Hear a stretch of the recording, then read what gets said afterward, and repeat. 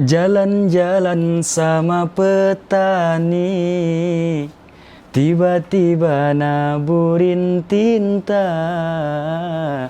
Perkenalkan saya Deden Darul Qutni, perwakilan BI Banten yang tercinta.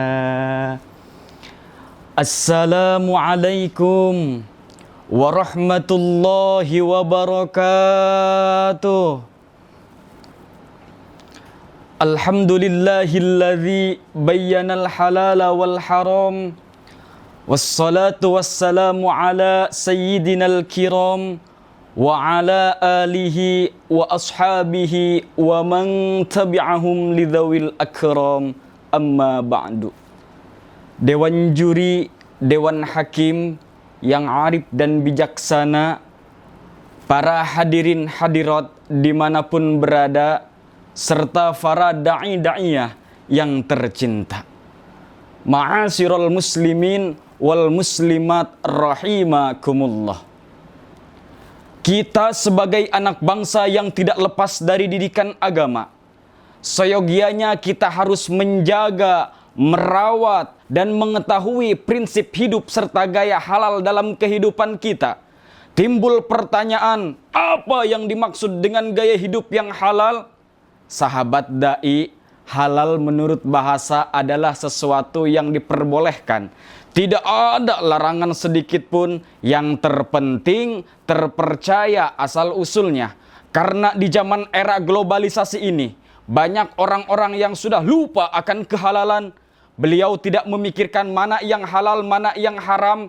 Yang terpenting mereka memikirkan, hari ini saya bisa makan dan minum, urusan nanti di akhirat gimana nanti saja.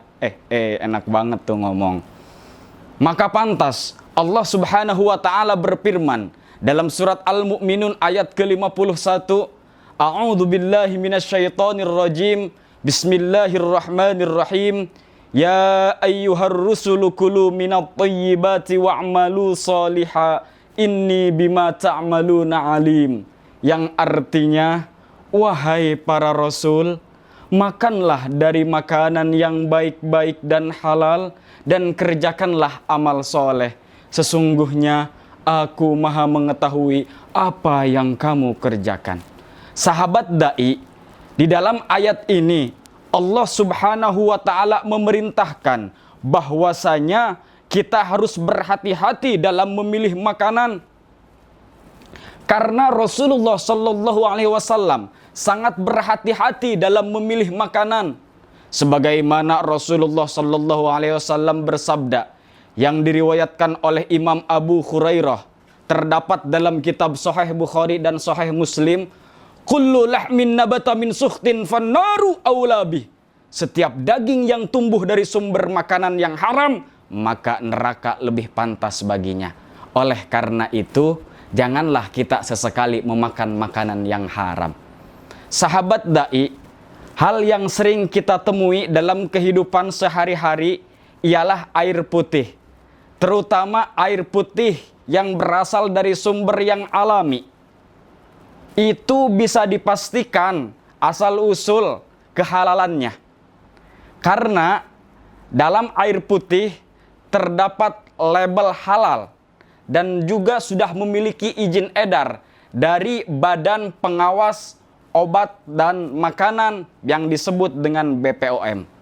Begitupun dengan makanan yang sering kita temui kesehariannya, itu pun harus terjamin kehalalannya.